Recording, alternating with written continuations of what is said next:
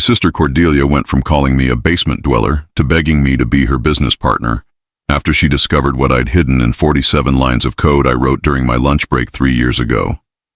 Before we dive in, tell us where in the world are you watching from? If you enjoy stories like this, make sure to hit that subscribe button because tomorrow's episode is truly mind-blowing. Let's get started. You know that feeling when someone who spent your entire life making you feel small suddenly needs you more than they've ever needed anyone? That's exactly what happened when my phone rang at 2 a.m. 3 weeks ago. The caller ID showed Cordelia, and my stomach dropped because my sister never calls me, ever. Especially not in the middle of the night. Let me back up and tell you about Cordelia. She's 4 years older than me, graduated summa cum laude from Harvard Business School, and built a fintech company called Velocity Pay that processes payments for over 200,000 small businesses across America. She's been featured on the cover of Forbes twice, speaks at tech conferences around the world, and our parents introduce her as our daughter, the CEO, while I get our son, Jake. He works with computers. I'm Jake, by the way, 28 years old. And yeah, I work with computers. Specifically, I'm a level 2 IT support specialist at Pinnacle Tech Solutions, which sounds fancier than it is. Most of my day involves resetting passwords, fixing printer jams, and explaining to executives why they can't open email attachments from mysterious Nigerian princes. It's honest work, but it's not exactly changing the world. Cordelia has never let me forget the gap between us. At family dinners, she talks about closing million-dollar funding rounds while I listen quietly from the other end of the table. When relatives ask what I do, she jumps in before I can answer. Jake's still figuring things out, she'll say with that smile that looks supportive but feels like a pat on the head. He's very good at fixing things when they break. What she didn't know, what nobody knew, was that I'd been working on something during my lunch breaks and weekends for the past 3 years. Something that started as a curiosity project after overhearing her complain about fraud detection at a family barbecue. Something that would eventually save her company and make us both billionaires.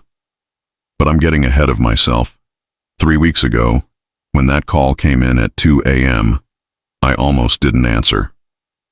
The last time Cordelia and I had spoken was at Christmas dinner, where she'd made another joke about me living in my tech cave and never contributing anything meaningful to society.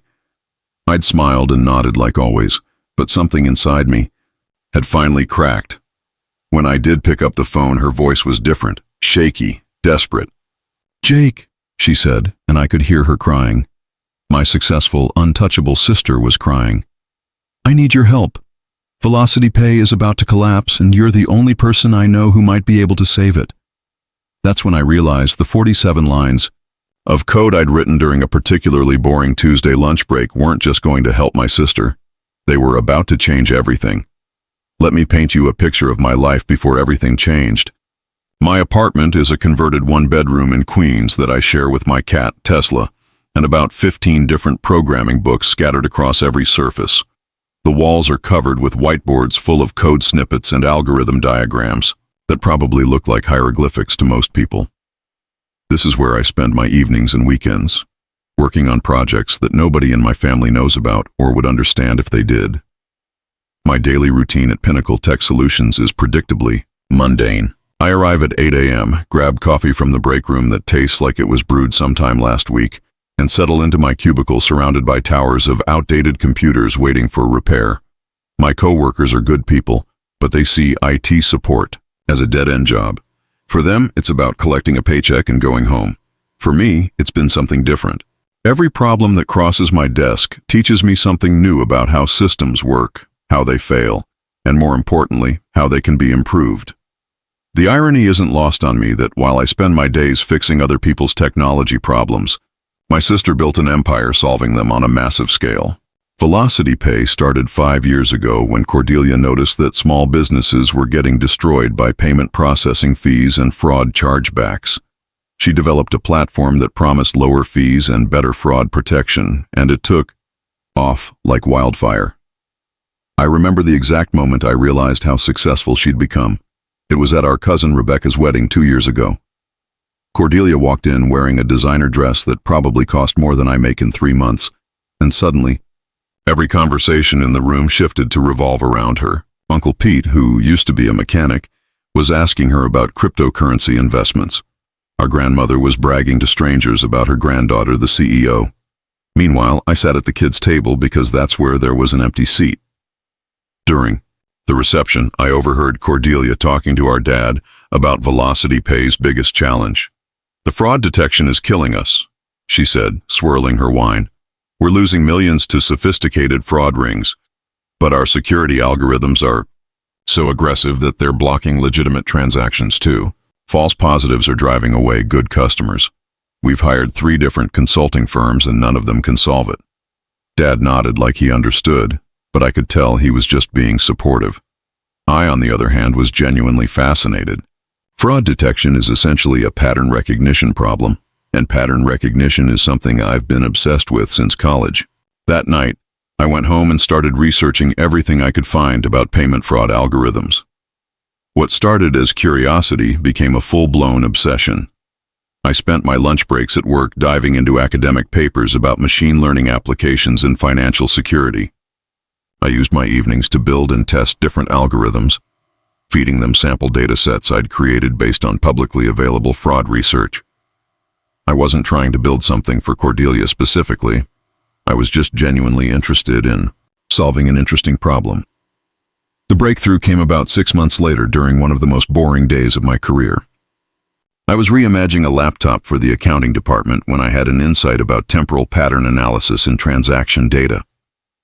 I quickly sketched out the concept on a napkin, then spent my entire lunch break coding a prototype. The core algorithm ended up being just 47 lines of code, but those lines represented a completely different approach to fraud detection. Instead of looking at individual transactions in isolation, my algorithm analyzed the relationships between transactions across time and geographic patterns. It could identify sophisticated fraud rings by detecting subtle coordinated behaviors that traditional systems missed entirely. Better yet, it learned and adapted in real time, becoming more accurate with every transaction it processed. I tested it against historical fraud data I'd found in research papers, and the results were incredible. My algorithm caught 99.7% of fraudulent transactions, while producing 85% fewer false positives than existing systems. I'd accidentally built something that could revolutionize the entire payment processing industry. But here's the thing about being the overlooked sibling. You get used to keeping your achievements to yourself. I never mentioned my fraud detection project to anyone, especially not Cordelia. What would be the point? She'd already made it clear that my contributions weren't valuable enough to matter in her world. So I kept refining the algorithm in secret, turning it into something more sophisticated with each iteration. I built a complete fraud detection system that could integrate with any payment platform. I documented everything meticulously, created test cases, and even designed a user interface that non-technical people could understand. 3 years passed this way. 3 years of family dinners where Cordelia complained about fraud losses while I sat quietly, knowing I had the solution in my laptop bag. 3 years of watching her hire expensive consultants to solve a problem I'd already figured out. 3 years of being treated like the family underachiever while sitting on technology that could save her company. I had no idea that everything was about. The call came at 2:17 a.m. on a Tuesday. I know the exact time because I was still awake, debugging a particularly stubborn piece of code for a personal project. When Cordelia's name flashed on my phone screen, my first thought was that someone in the family had died. She never calls me, and she definitely never calls me in the middle of the night. "Jake?" Her voice was barely above a whisper, but I could hear the panic underneath. "Are you awake?" "I am now." "What's wrong?" There was silence. For about 10 seconds, then I heard her take a shaky breath. "Velocity Pay is finished. We're done. Everything I built, everything I worked for, it's all gone." I sat up straighter. Whatever was happening, this wasn't the confident, always in control sister I knew. "What are you talking about? Your company was valued at $50 million last quarter. That was before the Phantom Ring." "The what?" "That's what the FBI is calling them. A sophisticated fraud operation that's been systematically draining money from our merchant accounts for the past 6 weeks. They've figured out how to exploit our fraud detection system in ways that shouldn't be possible." "Jake, They've stolen over $8 million, and our security team has no idea how to stop them. I could hear her moving around, probably pacing. Cordelia always paced when she was stressed. How is that possible? Don't you have fraud protection? We have the best fraud protection money can buy. We're using Sentinel Pro, the same system that Chase and Bank of America use. But somehow, these criminals are making transactions that look completely legitimate to our algorithms while simultaneously draining merchant accounts. It's like they have inside knowledge of exactly how our system works. The technical puzzle immediately caught my attention, but I kept my voice neutral. What do the experts say? That's the problem. We've brought in 3 different cybersecurity firms, including the team that consulted for the Pentagon after that big crypto hack last year. They're all stumped. The fraud pattern doesn't match anything they've seen before. The transactions appear to be coming from legitimate credit cards, legitimate IP addresses, legitimate everything. But the money disappears from merchant accounts within hours. Cordelia's voice cracked slightly. Yesterday, Mrs. Chen from Golden Dragon Restaurant called me crying. She's been using Velocity Pay for 2 years, processing about $3,000 in transactions daily. The phantom ring hit her account and stole everything she'd earned in the past month. She can't make payroll, Jake. She might have to close her restaurant because of our security failure. I felt a knot forming in my stomach. This wasn't just about Cordelia's company anymore. Real people were getting hurt. It gets worse, she continued. Word is spreading on small business forums. Merchants are canceling their accounts. We've lost 18% of our client base in the past 2 weeks. Our investors are threatening to pull funding. The FBI opened a formal investigation yesterday, and if we can't demonstrate that we've fixed the security vulnerability within 72 hours, they're going to shut us down pending a full audit. 72 hours, that's not much time. Jake, I've been awake for 36 hours straight. My entire technical team is working around the clock, but we're not even close to a solution. The fraud ring seems to adapt every time we implement a new security measure. It's like they're always one step ahead of us. There was another long pause. Then Cordelia said something that shocked me more than everything else combined. I need your help. My help? Cordelia, I work IT support. I fix printers and reset passwords. You also have a computer science degree from MIT that you never talk about. You understand systems and algorithms in ways that most people don't. I know I've never valued your opinions before, and I know I've been terrible to you, but you're the only person I can think of who might see something that everyone else is missing.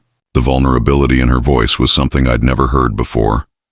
This was my sister admitting that she needed me, really needed me, for the first time in our adult lives.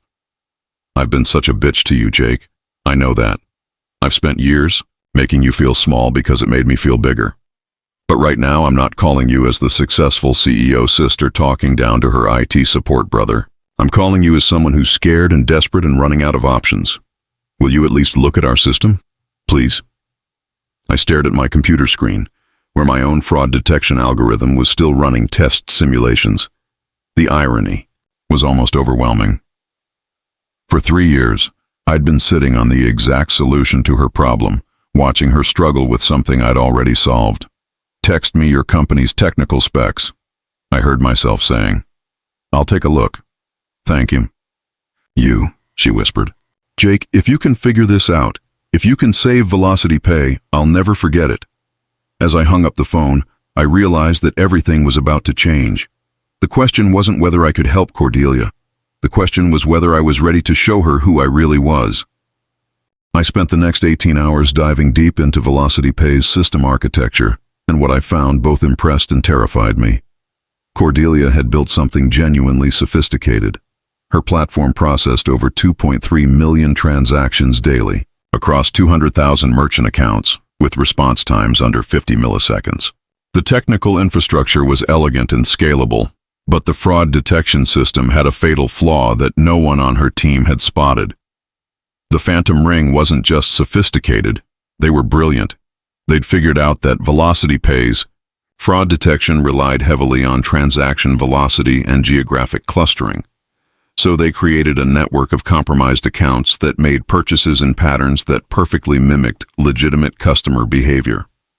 Small amounts, spread across different time zones, using real credit card data they'd somehow acquired. To VelocityPay's algorithms, these transactions looked completely normal, but I could see something that everyone else had missed.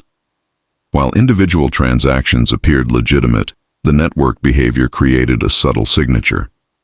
The criminals were unconsciously coordinating their activities in ways that left digital fingerprints.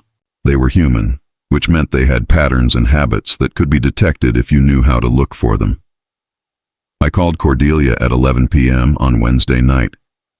"I think I understand how they're doing it," I said. "Thank God." "What did you find?" "Your fraud detection is looking at trees instead of the forest. The phantom ring is exploiting the fact that your system analyzes individual transactions in isolation. They're creating fake, legitimate transactions that hide a coordinated attack pattern." There was silence for a moment. "Can you fix it?" This was the moment I'd been dreading and anticipating for 3 years. I could give her some generic advice, point her technical team in the right direction, and maintain my role as the helpful but ultimately insignificant little brother. Or I could show her what I was really capable of. "Cordelia, I need to tell you something. I've been working on a fraud detection algorithm for the past 3 years. It uses machine learning to identify network-level fraud patterns instead of just looking at individual transactions. I think it might be exactly what you need." "Wait, what? You built a fraud detection system?" "I started working on it after that wedding where you mentioned the fraud problems. I got curious about the technical challenge, and it kind of became an obsession." "Why didn't you tell me?" I almost laughed. "When would I have told you?" "During one of our conversations about how I need to do something meaningful with my life. Or maybe when you were explaining to Dad why hiring expensive consultants was better than trusting family members with important business decisions." The line went quiet for a long moment. When Cordelia spoke again, her voice was smaller. "You're right. I wouldn't have listened. It doesn't matter now. What matters is that I think my system can stop the phantom ring. But implementing it means integrating my code directly into your core transaction processing system. I'd need complete administrative access to your platform. That's a huge security risk, bigger than losing another $8 million to fraud." "Point taken. What do you need?" "Full system access, no questions asked, and I need your technical team to stay out of my way. Also, this has to happen tonight. The FBI deadline is tomorrow afternoon, and integration testing alone will take hours." I could hear her breathing on the other end of the line. This was a massive leap of faith for someone who'd spent years not trusting my judgment about anything more complex than which restaurant to order takeout from. "Okay," she finally said. "I'm sending you admin credentials right now. Jake, if this works, if you can really stop these criminals, I owe you more than just an apology. Let's focus on stopping them first. Then we can worry about apologies." What happened next was the most intense coding session of my life. I arrived at VelocityPay's headquarters at midnight and found Cordelia waiting for me in the lobby with coffee and a security badge. The office was eerily quiet except for the hum of servers in the data center and the occasional stressed conversation from the security team war room. "Where do you want to set up?" Cordelia asked. "Somewhere with direct access to your production servers and enough whiteboard space to map out the integration points." She led me to the conference room where her board meetings happened. 30 feet of whiteboards, a direct Ethernet connection, and complete privacy. Perfect. For the next 6 hours, I worked steadily, integrating 3 years of research and development into VelocityPay's live system. My algorithm had to learn their transaction patterns, adapt to their data formats, and seamlessly integrate with their existing security protocols without disrupting legitimate transactions. Around 4 a.m., Cordelia brought me another coffee and sat down across the table. "Can I ask you something?" "Sure." "Why did you really build this? And don't say curiosity. Nobody spends 3 years solving their sister's business problems out of curiosity, especially when that sister has been treating them like garbage." Stopped typing and looked at her. "Because you're my sister, and despite everything, I wanted you to succeed. I just wish you'd wanted me to succeed too." At 6:47 a.m., with less than 8 hours before the FBI deadline, I initiated the deployment of my fraud detection algorithm into VelocityPay's live transaction system. My hands were shaking as I typed the final commands. 3 years of work, Cordelia's entire company, and the livelihoods of 200,000 small business owners all came down to whether 47 lines of my code would actually work in the real world. System integration complete, I announced to Cordelia, who had been pacing behind me for the past hour. The algorithm is now analyzing every transaction in real time. How will we know if it's working? We wait. If the phantom ring tries to make any fraudulent transactions, my system should flag them immediately. But more importantly, it should also identify their existing network based on historical transaction patterns. The first sign that something was working came 3 minutes later. A soft chime from the monitoring system, then another, then a cascade of alerts flooding the fraud detection dashboard. My algorithm had found something. "Jake, look at this." Cordelia was staring at her laptop screen, her eyes wide. "Your system is flagging transactions from the past 6 weeks that our security team marked as legitimate." I pulled up the analysis dashboard on my screen. The visualization was beautiful and terrifying at the same time. My algorithm had mapped the entire Phantom Ring network in real time, showing connections between seemingly unrelated transactions across different merchant accounts, time zones, and credit card numbers. What looked like random, legitimate purchases to traditional fraud. Detection systems revealed themselves as a coordinated attack when viewed through the lens of network analysis. There. I pointed at a cluster of red nodes on the network map. Those 17 transactions happened in the past hour. Your current system approved all of them, but my algorithm flagged them as part of the coordinated fraud pattern. Cordelia immediately called her security team leader.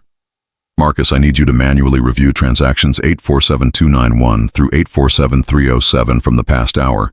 Check the merchant accounts for any unusual activity."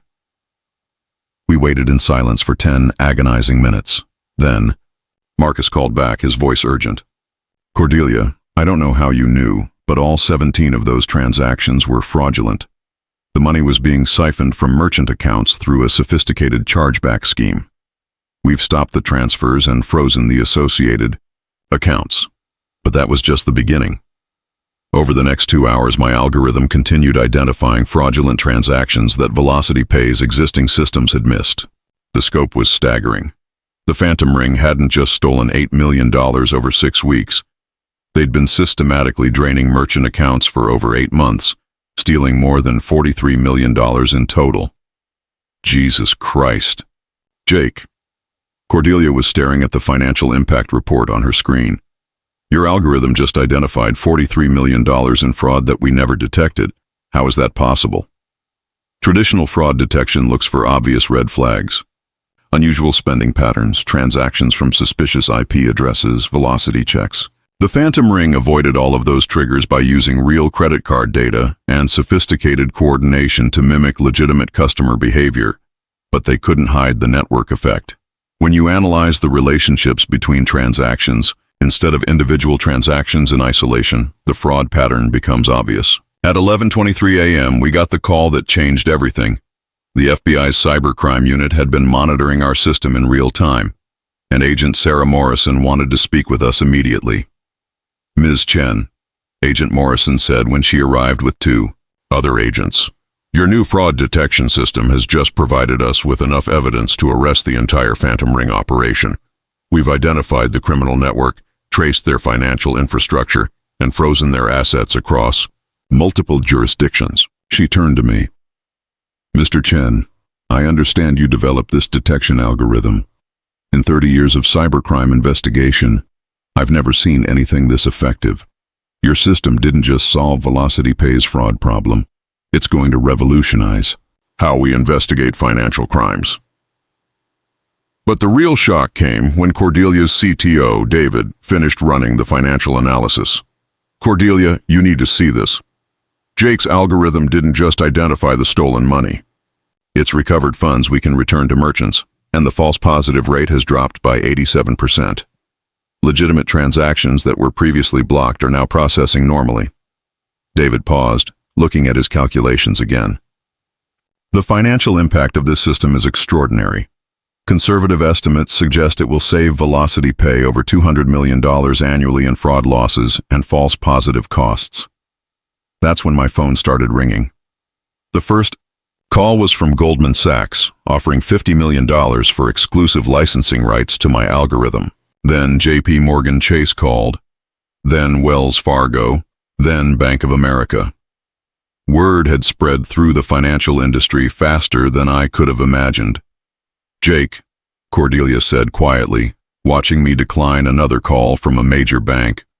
"What you've built isn't just going to save my company, it's going to change the entire industry." I looked at my sister, really looked at her, for the first time in years. The arrogance was gone, replaced by something I'd never seen before: genuine respect.